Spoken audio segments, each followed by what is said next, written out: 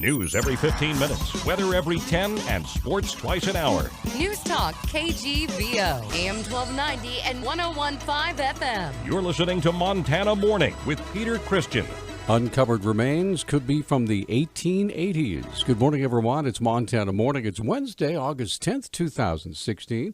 Right now, the sky is mostly cloudy. We have 49 degrees in Missoula. Our newscast this morning sponsored by Spray Green Lawn, providing lawn aeration, fertilization, and weed control. Save 15% off your first application. Give them a call. Just mention this message. Call 207-9273. On Monday, serious construction workers uncovered human remains while excavating for a water main in the Rattlesnake area. Public Information Officer with the Missoula County Sheriff's Office, Brenda Bassett, has more. Law enforcement was contacted in a corner with the Missoula County Sheriff's Office, responded to the incident. It was then that he contacted anthropologists with the University of Montana so they could help assist in the recovery of the remains. Bassett said historians know that there was a cemetery in that area in the late 19th century. So some people who know the history of the area know it was known as the Missoula County Poor Farm Cemetery. And there was a number of people that were buried there in the 1880s. So there have been other construction projects where they've unearthed human remains as well. A UM anthropologist will remain on the scene for the remainder of the project in case any other remains might be uncovered. It was not known if the remains were male or female. The U.S. government is suing Montana's largest utility in an attempt to recover more than $485,000 spent fighting a 2010 fire near Canyon Ferry Lake east of Helena. Over 3 days in July of 2010, the Lakeside Fire burned nearly 900 acres of federal, state, and private land. It destroyed a cabin and two other structures and forced the evacuation of residents north of the lake. A U.S. Forest Service investigation concluded the fire was started by a power line that malfunctioned, severed, and ignited the grass and timber on the ground. The federal lawsuit filed in June claims Northwestern Energy did not properly maintain the power line, and the fire resulted from the company's negligence. Northwestern's attorneys filed a response Monday in which the company denies any liability. Ward 2 Missoula City Councilor Harlan Wells reached out to KGVO News yesterday to discuss the lack of public participation in city budget hearings. Wells said his fear is that the people of Missoula will never see the real budget increases. So the mayor's 3.91% increase is just a starting point. Most of the discussions in council over the last few weeks have been listening to the department heads and then council members putting on what's called a tickle list so that they can vote to actually add to that budget and increase taxes even further. Wells said when the public speaks at city council meetings, councilors know that people are paying attention to their city government. When nobody shows up, they walk around with the biggest look of smug on their face and this sense of superiority because they know what's best and that there's a mandate from the people to just keep on taxing and keep on spending. Wells said it's important for KGVO listeners to know about another meeting that's coming up later this morning. It's Wednesday from 10 to 12. Council is going to be voting on each of those tickled items to see just how much bigger the tax increase is going to be. But without the help of the public coming in and telling these councilors just how they think and how they feel, I'm afraid this budget's going to creep up to a 6 or 7% increase. The meeting will be this morning from 10 till noon in the City Council chambers. Tribal leaders from across North America are gathering in Glacier Park in honor of the grizzly bear, which is considered sacred by tribes across the continent. The Flathead Beacon reports the group is holding a prayer ceremony for the animal this coming Friday. The event will be led by spiritual leaders from the Blackfoot Confederacy, which comprises the Blackfeet tribes in Canada and the tribe in northwestern Montana.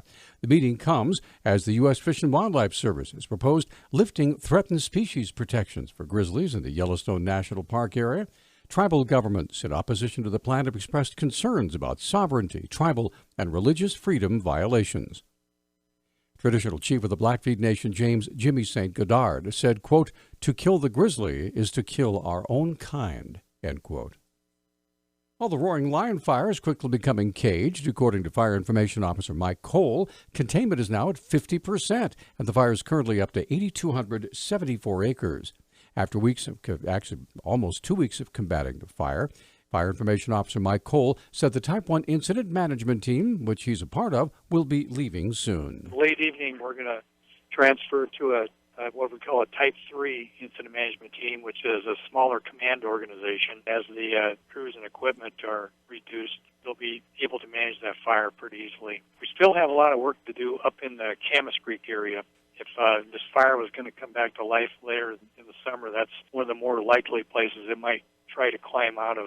Cole said the crew will get a few days off and then go back on the board to be available for the next big fire that breaks out somewhere in the U.S. In the meantime, they're keeping a watchful eye out after a series of rain and thunderstorms rolled through the valley. Sadly, none of the rain hit the heart of the fire. Kind of surprising. It was a real mix of storms, and they were pretty scattered.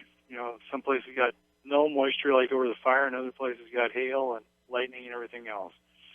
Over the course of since probably Friday, in this region, there's probably been, I would guess, 5,000 to 6,000 lightning strikes. Even though the Type 1 incident management team is leaving, the fire will still be around for a while. It's expected to stay relatively active until the first winter event, a big snow. Montana State, speaking of the Roaring Lion Fire, Montana State Insurance Commissioner Monica Ledeen recently sent a letter to insurance companies regarding their responsibilities to assist families evacuated due to the Roaring Lion Fire to compensate them for living and housing expenses while away from their homes. We have a couple of insurance companies who are already making sure that they're providing additional living expenses, and that is not subject to the deductible in their policy. And certainly they're working with the policy holders to also do things like foam their homes or set up defensive perimeters, which we think is awesome. Lundeen said it's too soon to have heard from policyholders about whether their home insurance companies have come through to repair or replace their homes. As folks are starting to go through the process of putting in for claims, I want them to remember that they can always call our office if they have any questions as well. And if they're having issues with the insurance company on those claims, to call us at CSI or just go to our website and send us an email at csimt.gov. Of course, you can find a link to that on the story on our website at newstalkkgvo.com. 16 homes burned during the Roaring Lion Fire, many more outbuildings, sheds, and garages damaged or destroyed. Though Montana's wheat farmers are reporting a large harvest this year, the producers are not reaping many profits due to low prices. Winter wheat values dropped as low as $2.16 a bushel this year, meaning many Montana farmers will lose money on grain. According to figures from the Chicago Board of Trade, for the past 2 years, U.S. wheat prices have been below $5 a bushel and slipped to below $4 a bushel this year, a far cry from the almost $9 per bushel earned between 2011 and 2014. The drop in price comes as wheat production continues to outpace demand. And finally, a parasitic amoeba that causes deadly brain infections has turned up in a warm spring in Grand Teton National Park, prompting a warning for those seeking a soak. The microscopic amoeba typically occurs in the southern U.S., not the Rocky Mountain West. Even so, Grand Teton officials in Wyoming announced yesterday that tests confirmed the amoeba in Kelly Warm Spring, a popular soaking hole in the park. The so-called brain-eating amoeba killed an 11-year-old girl in southern South Carolina on Friday. There's one more thing to be afraid of, I guess. News Talk Time, 6:13. News Talk, KGVO. Missoula's official weather station.